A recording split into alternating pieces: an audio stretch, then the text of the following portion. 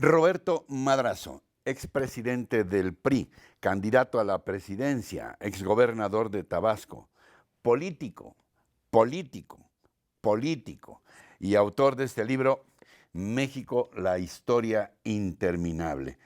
Cómo librarnos de una cultura política atrapada en el pasado. Gracias por esta conversación. Al contrario, Ricardo, muchas gracias a ti por tener este espacio para poder platicar sobre el libro y los temas que hoy vive nuestro país. Pues para empezar te preguntaría si este libro es una suerte de revancha política. Tú detestas a Andrés Manuel López Obrador, porque parece que él sí te detesta a ti. Sí, sin duda. O sea, no tengo duda. Pero no, sabes que yo no tengo ningún resentimiento con él. Pensaba que lo iba a hacer bien y como tabasqueño me interesaba que lo hiciera bien, pero no está siendo así. Y el libro no busca una revancha, pero sí busca dar evidencia de la destrucción que está haciendo su gobierno. Ahora, tú no pudiste ganar la presidencia. Él sí lo logró.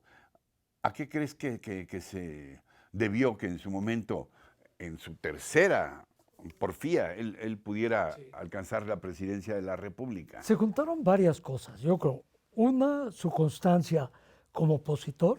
Fue un opositor muy constante, muy claro en sus planteamientos, diría yo, que es muy diferente al presidente López Obrador. Uno era el candidato López Obrador y otro muy distinto es el presidente. Pero esa constancia fue acompañada de demasiados errores que cometieron los gobiernos, tanto de Vicente Fox, Calderón, el propio Peña Nieto, y la enorme corrupción del gobierno de Peña Nieto que vino a abonar a esa discursiva que traía López Obrador como candidato en contra de la corrupción. A ver, pero de lo que me estás diciendo ahora se derivan dos preguntas. Primero, me dices que ha sido muy diferente como candidato a como presidente.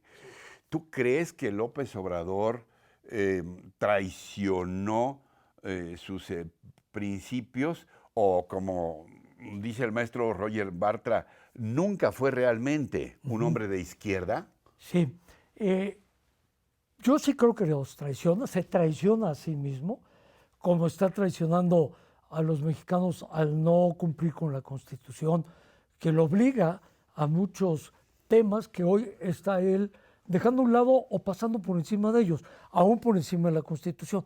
Y lo que te dijo a ti en la entrevista al maestro Roger Batra, me parece a mí que es cierto. Un gobierno de izquierda está militarizando la vida pública en nuestro país y como eso tiene muchos rasgos de que no es en sí un hombre de izquierda ni está haciendo un gobierno de izquierda como él lo había ofrecido.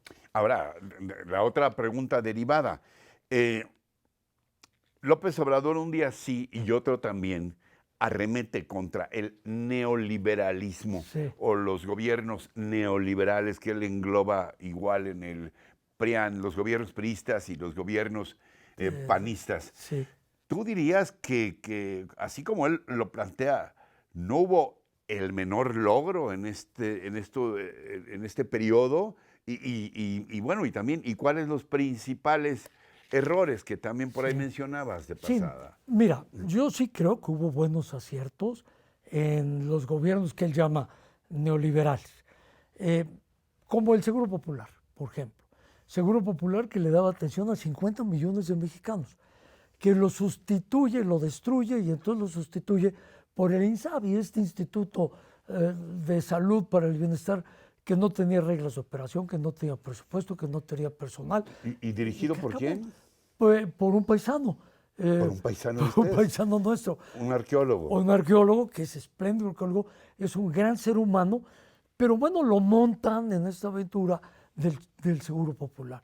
Y él no reconoce que se le están yendo de las manos minutos preciosos para hacer la transición. Esa transición que no hizo Echeverría, que tampoco hizo Vicente Fox, que no está haciendo López Obrador y que por muchos votos que le dieron era para que ejecutara esa transición. ¿Cómo definirías entonces la cuarta transformación a partir de esos votos que son una y otra vez también el argumento para imponer no solamente un estilo de gobierno, sino un modelo de gobierno a ultranza, sin moverle en sus propias palabras ni una coma. Es correcto. Yo creo que esos votos fueron legítimos, gana con legitimidad la elección, nadie lo discute, pero no está teniendo la legitimidad para gobernar, porque no hay buenos resultados. Él ha perdido la oportunidad de construir la legitimidad en el ejercicio del poder público. Lo que vemos en él es la ausencia de responsabilidad en el ejercicio del poder público. Ahora, tú dedicas uno de los capítulos, me llamó mucho la atención desde el título, para que veas que leí tu libro, al maleficio, dices, del odio y la venganza. Sí. ¿A qué o a quién te refieres? Ese capítulo va tratando cuando el presidente Ernesto Zedillo está ya en la presidencia y viene aquella discusión si Andrés Manuel tenía o no tenía la legitimidad para poderse registrar como candidato al gobierno del Distrito Federal y no cumplía los requisitos legales. Él no tenía la residencia. Pero en esta obsesión que tenía el presidente Zedillo de ir en contra de su antecesor, Carlos Salinas, y del propio PRI, lo que él veía es que era una oportunidad para destruir al propio PRI, dejando entrar a López Obrador. Y yo en el libro hago la reflexión, ¿qué pensará hoy Ernesto Zedillo de ver lo que nos está pasando en el país cuando él abrió la puerta de la ilegalidad para convertirse en candidato? A propósito de estos ires y venires entre presidente, dime sinceramente, también me lo dijo Bartra, pero yo quiero saber tu opinión.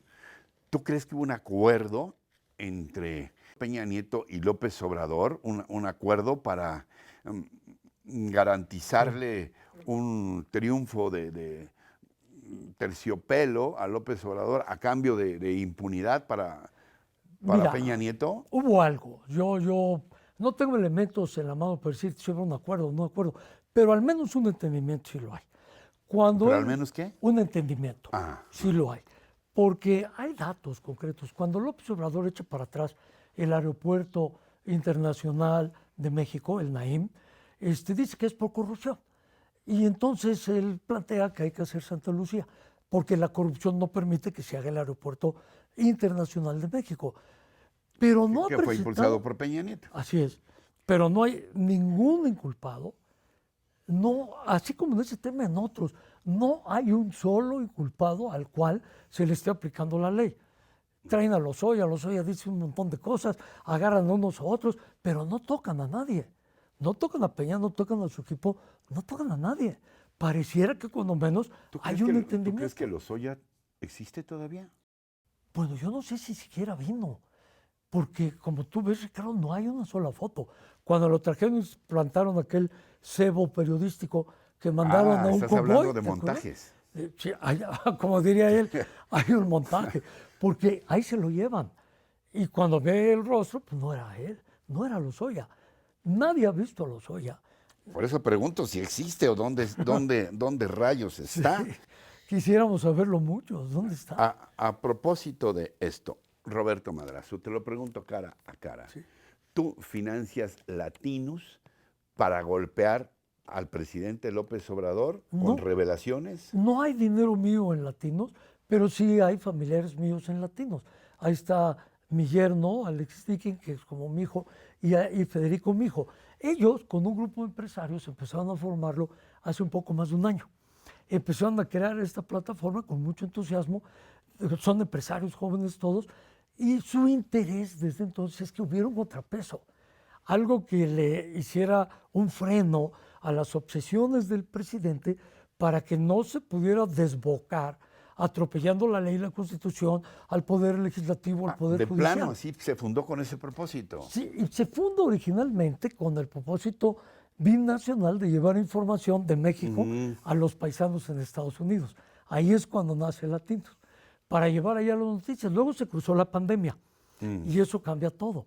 Lo que me llama la atención es que él descalifica todo, pero no ha podido descalificar lo que Latinos ha dicho. Son hechos contundentes. ¿Sobre qué asuntos? Como los que tú has planteado. Epigmenio Ibarra y el préstamo de 150 millones, Pío López Obrador recibiendo dinero, Felipe Obrador negociando con los terrenos y tantos temas que han venido planteando medios como el tuyo, que se han atrevido a hablar de la realidad real, no de la realidad virtual que él presenta en las mañaneras. Esa es una realidad de las mañaneras con el ánimo de desviar la atención de los verdaderos problemas del país. A propósito de la realidad, Roberto, él siempre dijo que tú le robaste la elección en Tabasco. Sí, ha dicho eso, sí. ¿Cuál tu explicación Mira, al respecto? él nunca pudo superar su derrota. Viene un poco atrás, porque en 1988, cuando él compite la primera vez en Tabasco para ser gobernador, compite contra Salvador Neme Castillo. Y yo era el presidente del PRI en aquel entonces en Tabasco. Y me toca enfrentarlo a él como presidente del partido. También López Obrador fue presidente del PRI, ¿no? Sí, claro. En Tabasco. En la época de Enrique González Pedrero, en el gobierno de Enrique González Pedrero, y tuvo muchos conflictos. Como buen agitador social, él no resuelve problemas, un agitador social los genera. Y él ha generado problemas todo el tiempo, no los resuelve. Y entonces ahí nos enfrentamos la primera vez. Luego en la segunda, 94, le gano la elección y la descalifica. Fabrican aquellas cajas, llegan las cajas, apoyado por el presidente Zedillo, que no me quería a mí en la presidencia porque yo venía del grupo de Colosio y él no simpatizaba con el grupo de Colosio. Pero luego estaban dos consejeros en el Instituto Electoral, José Agustín Ortiz Pinchetti, que hoy es el fiscal de delitos electorales, y luego estaba Santiago Krill, que entonces defendía intereses de aquel entonces por Acción Nacional. Y los dos se unían para tirar la elección de Tabasco y que hubiera una negociación. La negociación se llama Luis Priego Ortiz en aquellos años, que era un compadre de Andrés, y Zedillo veía con simpatía que quitaran al PRI, que hubiera una negociación y que entrara. Entonces, un intermedio, que era Luis Priego Ortiz, para poder llevar un gobierno de transición. Yo quiero que después nos hables de las propuestas de tu libro, pero antes te quiero preguntar, insisto, cara a cara, que es una pregunta abierta y dinos lo que tú creas que debes de decir. ¿Hay otro capítulo que de alguna manera te marca? ¿Qué fue lo que pasó en aquel maratón, Roberto Madrazo? ¿Qué fue lo que pasó? Honestamente, dime. Dos errores de mi parte. El primero, correrlo. Yo tenía una lesión en la ingle. El doctor Nicolás Arur me había dicho que imposible que yo lo corriera y fui a correrlo. En 2007. Fuiste a Berlín. A Berlín. A Berlín. En el kilómetro. Yo me acuerdo que una vez te encontré en el aeropuerto de Nueva York. Ibas a correr el maratón de Nueva York. Correcto. Y luego pasaron 2 o 3 años y pasó lo de Berlín. Y yo dije, pues si ya corrió el de Nueva York, ¿por qué ahora ¿por qué hiciste trampa? No, nunca hice trampa. He corrido 56 maratones completos, 57 con este que no pude terminar, y no lo termino por mi lesión. ¿Cuál fue mi error? Caminar a la meta y pasar a un lado de los sensores. Ya estaba chispeando, yo me pongo mi chamarra roja que nos habían regalado en el maratón, me la tomo, me encuentro mis amigos, que íbamos en un grupo, familiares de los que estaban esperando que llegaran. Yo ya iba fuera de la competencia. La competencia de un maratón termina cuando tú ya no pisas el siguiente tapete que marca tu tiempo. Ahí quedas eliminado automáticamente.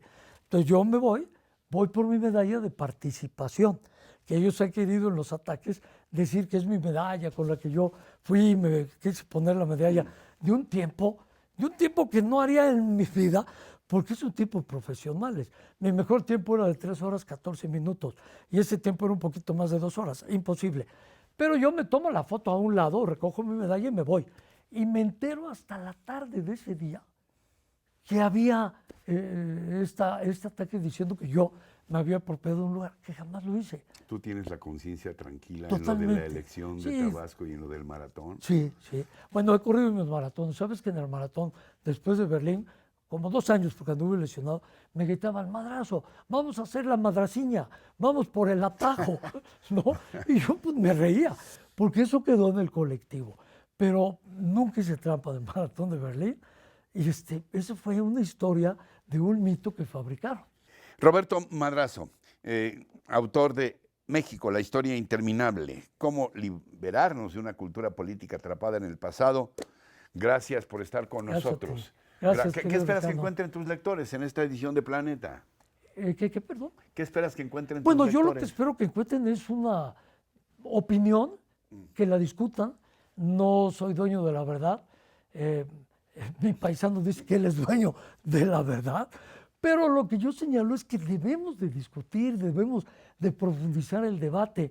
A mí me gusta mucho encontrar puntos de vista diferentes. Me alarma cuando en una reunión me encuentro con que casi todos piensan igual. Eso me inquieta mucho. No puede ser. Tiene que haber puntos de vista distintos que se discutan, que se analicen y que podamos entre todos encontrar una verdad que le sirva al país. Roberto Madrazo, gracias de nuevo Gracias, por Ricardo. estar con nosotros. Como Gracias. siempre. Y gracias también a ustedes. Seguimos.